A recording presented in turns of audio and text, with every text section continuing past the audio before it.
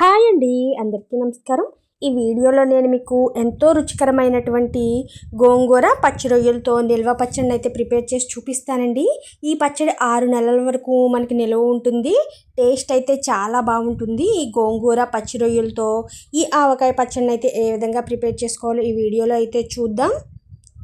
ముందుగా దీనికోసం నేను ఇక్కడ 2 కట్టల గోంగూరను అయితే తెప్పించానండి. ఇదిగో చూసారా, ఈ గోంగూరలో అయితే కొంచెం పాడైన ఆకునైతే తీసేసాను. నేను శుభ్రంగా క్లీన్ చేసుకోవాలండి. గోంగూరని శుభ్రంగా నీట్గా క్లీన్ చేసిన తర్వాత ఇలా ఒక క్లాత్లో వేసుకుని చక్కగా ఈ గోంగూరలో ఉన్నటువంటి తడంతా పోయేంత వరకు ఆరబెట్టుకోవాలి.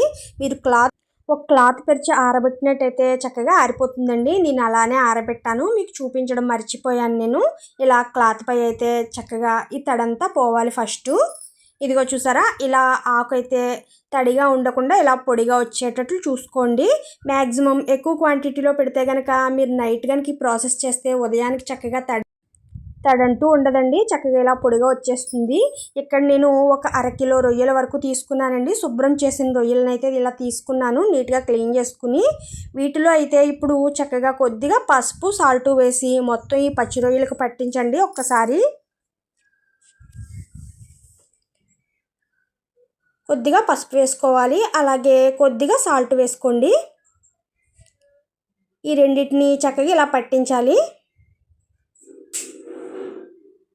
ఇదిగో చూసారా, ఇలా పట్టించిన తర్వాత ఈ రొయ్యలను అయితే పక్కన పెట్టుకోండి. మీరు మరీ పెద్ద రొయ్యలు తీసుకోకండి, మీడియం సైజ్ రొయ్యలు తీసుకోండి. అంటే నేను తీసుకున్న రొయ్యల మీద కాస్తంత పెద్ద ఉన్నా పర్లేదు, నాకైతే ఇవే దొరికాయి.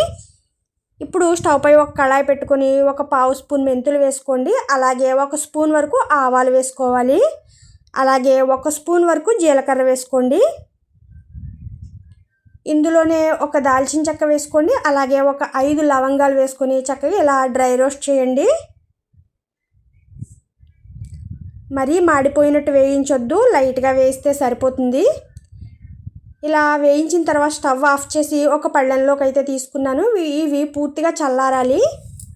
ఇవి చల్లారిన తర్వాత ఒక మిక్సీ జార్ తీసుకొని ఈ మిక్సీ జార్లోకి అయితే వేసుకోవాలి. మనకి మెత్తటి పౌడర్ చేయాలి మిక్సీలో వేసి. తడన్నది తగలకూడదు ఎక్కడ.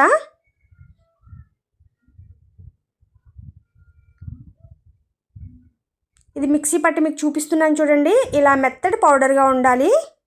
ఇప్పుడు పక్కన పెడదాం. స్టవ్ పై ఇదే కళాయి పెట్టాను. ఇందులో 1-2 స్పూన్ల వరకు ఆయిల్ వేసుకోండి, కొద్దిగా సరిపోతుంది. ఈ ఆయిల్లో మనం రెడీగా పెట్టుకున్నటువంటి గోంగూరను అయితే వేసుకోవాలి. గోంగూర చూసారా, అసలు తడంటూ లేదు, మనకి చక్కగా ఆరిపోయింది కదా. ఇలా ఒక్కసారి కలపండి. మనకి గోంగూర అంతా ఈ ఆయిల్లో చక్కగా ఫ్రై అయిపోతుంది. నేను మూత పెట్టి 1-2 నిమిషాల తర్వాత మీకు చూపిస్తాను. ఇదిగో చూసారా ఎలా మగ్గిందో, చక్కగా మగ్గిపోతుందండి ఆయిల్లో. పూర్తిగా మగ్గిన తర్వాత మీకు మళ్ళీ చూపిస్తాను. ఇదిగోనండి, 5 నిమిషాల్లో మనకి ఇలా అయిపోతుందండి. గోంగూర అయితే పూర్తిగా మగ్గుతుంది. ఇలా మగ్గిన తర్వాత స్టవ్ ఆఫ్ చేసి పూర్తిగా చల్లారనివ్వాలి.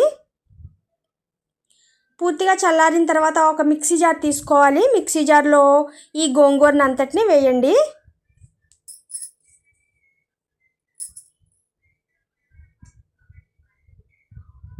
ఈ గోంగూర వేసిన తర్వాత చక్కగా మిక్సీ పట్టాలి.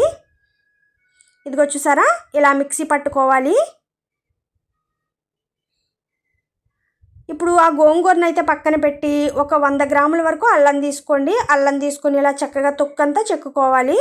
ఇప్పుడు ఒక మిక్సీ జార్ తీసుకొని ఈ అల్లాన్ని ఇందులో వేసుకోండి.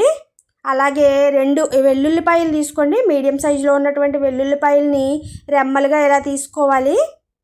ఈ రెమ్మల్ని ఇందులో వేయండి మిక్సీ జార్లో.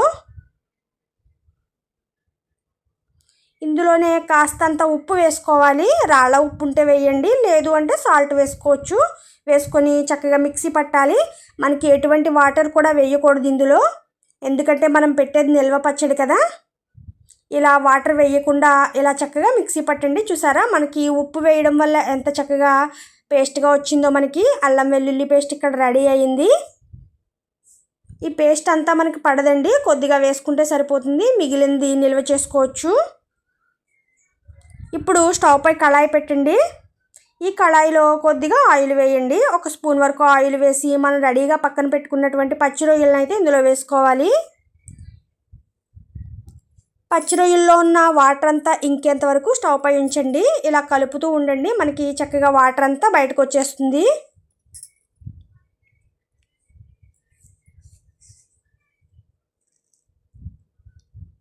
రొయ్యల్లో చూసారా వాటర్ ఎలా వస్తుందో బయటికి. ఈ వాటర్ అంతా చక్కగా ఇంకేంత వరకు ఇలా స్టవ్ పై ఉంచాలి. వాటర్ అంతా మనకి ఇంకిపోయింది కదా. ఇప్పుడు స్టవ్ ఆఫ్ చేసి పక్కన పెట్టుకోవాలి. ఇప్పుడు స్టవ్ పై మరొక కళాయి అయితే పెట్టుకోండి. ఇందులో 350 గ్రాముల వరకు పల్లి నూనె కానీ లేదంటే నువ్వుల నూనె కానీ వేసుకోండి. ఈ ఆయిల్ అంతా చక్కగా వేడవ్వాలి మనకి. ఈ ఆయిల్ వేడయిన తర్వాత ఈ ఆయిల్లోనే పచ్చి రొయ్యలను అయితే చక్కగా ఫ్రై చేసుకోవాలి. రొయ్యలను మరీ ఎర్రగా వచ్చేంత వరకు వేయించొద్దు. మరీ ఎర్రగా వస్తే మనకి రబ్బర్లా సాగుతాయండి రొయ్యలు. కొద్దిగా కలర్ చేంజ్ అయ్యేంత వరకు వేయిస్తే సరిపోతాయి. ఈ కలర్ వస్తే సరిపోతుంది మనకి. ఇక మరీ ఎర్రగా వేయించొద్దు. ఇప్పుడు మనకి 2 స్పూన్ల వరకు అల్లం వెల్లుల్లి పేస్ట్ అయితే పడుతుంది. ఎందుకంటే 2 కట్టలే కదా మనం తీసుకున్నాము. ఎక్కువగా తీసుకుంటే ఎక్కువ క్వాంటిటీలో వేసుకోవాలి. వేసుకొని చక్కగా ఇలా ఫ్రై చేయండి. పచ్చివాసన పోయేంత వరకు ఇలా ఫ్రై చేసుకోవాలి. ఈలోపు అయితే పోపు అయితే రెడీ చేసుకుందాం. ఈ పోపుని పచ్చడి అంతా ప్రిపేర్ అయిన తర్వాత కూడా పెట్టుకోవచ్చు. కొద్దిగా ఆవాలు, ఎండుమిర్చి, జీలకర్ర, మెంతులు, కరివేపాకు తీసుకుంటే సరిపోతుందండి. మీకు ఇష్టం ఉంటే ఇంగువ కూడా వేసుకోవచ్చు. ఇందులోనే పోపు కూడా వేసి నేను ఇలా ఫ్రై చేస్తున్నాను. లేదు అంటే మీరు చివర్లో కూడా వేసుకోవచ్చు ఈ పోపుని. నేను ఇక్కడే వేసేసాను. పోపు అయితే వేసుకొని చక్కగా ఇలా ఫ్రై చేయాలి.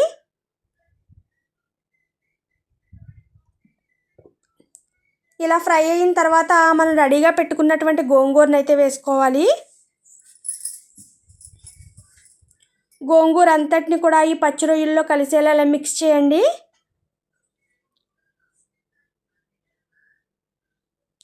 మొత్తం ఇలా కలిసేలా మిక్స్ చేయాలి. ఇదిగో చూసారా, మనకి స్టవ్ సిమ్లో పెట్టి ఒక్క 15 నిమిషాలైనా సరే ఈ గోంగూరను చక్కగా మగ్గించండి. ఈ ఆయిల్లో ఇలా చక్కగా మగ్గాలి. మగ్గిన తర్వాత స్టవ్ ఆఫ్ చేసి పూర్తిగా చల్లారనివ్వండి. పూర్తిగా చల్లారిన తర్వాత మళ్ళీ చూపిస్తున్నాను చూడండి. ఇందులో ఇప్పుడు ఒక 1/4 కప్పు వరకు సాల్ట్ వేసుకోండి. అంటే 4 స్పూన్ల వరకు సాల్ట్ వేసుకోవాలి. అలాగే ఒక 4 స్పూన్ల వరకు కారాన్ని అయితే వేసుకోవాలి. అలాగే ఇందులో మనం రెడీగా పెట్టుకున్నటువంటి ఈ పౌడర్ని అయితే ఇందులో వేసుకోవాలి. అలాగే ఒక 10 వెల్లుల్లి రెమ్మల్ని ఇలా పొట్టు తీసి పచ్చివే వేయండి. ఇందులో వేసి మొత్తం ఇలా మిక్స్ చేయాలి. మీకు పులుపు ఏమైనా సరిపోలేదు అనుకుంటే నిమ్మరసాన్ని కాస్తంత వేడి చేసి అంటే మరిగించి చల్లారిన తర్వాత ఇందులో వేయండి. లేదు అనుకుంటే వెనిగర్నైనా వేసుకోవచ్చు. మీకు పులుపు సరిపోకపోతే మాత్రమే అలా చేయండి. ఎర్ర గోంగూర తీసుకుంటే కరెక్ట్గా పులుపు అయితే పర్ఫెక్ట్గా ఉంటుంది. ఇలా మొత్తం మిక్స్ చేసిన తర్వాత ఒక జార్ తీసుకొని అందులో స్టోర్ చేసుకోవచ్చండి. మీకు ఆయిల్ తక్కువైంది అనుకుంటే ఈ టైంలోనే కాస్తంత ఆయిల్ కూడా వేసుకోవచ్చు. ఇలా పచ్చడి వేసే ముందు జార్లో కొద్దిగా ఆయిల్ వేయండి పచ్చడి. నాకైతే ఆయిల్ సరిపోయినట్టు అనిపించి నేను వేయలేదు. ఎందుకంటే గోంగూర ఎక్కువగా ఆయిల్ పీల్చుకుంటుంది కదా. అలాగే పైన కూడా కొద్దిగా ఆయిల్ ఉంటే ఇలా వేసుకోండి. అంతేనండి, మనకి ఎంతో రుచికరమైనటువంటి గోంగూర పచ్చి రొయ్యలతో ఆవకాయ పచ్చడి అయితే రెడీ అయిపోయింది. 6 నెలల వరకు చక్కగా నిలవ ఉంటుంది. మీరు కూడా ఒక్కసారి అయితే ట్రై చేసి చూడండి. మీకు ఎలా వచ్చిందో నాకైతే కామెంట్ చేయండి. ఈ వీడియో కనుక మీకు నచ్చినట్లయితే తప్పకుండా లైక్ చేసి, షేర్ చేసి, సబ్స్క్రైబ్ చేయండి. మీరైతే ఒక్కసారి ఈ పచ్చడిని అయితే కంపల్సరీ ట్రై చేసి చూడండి. ఓకేనండి, బాయ్.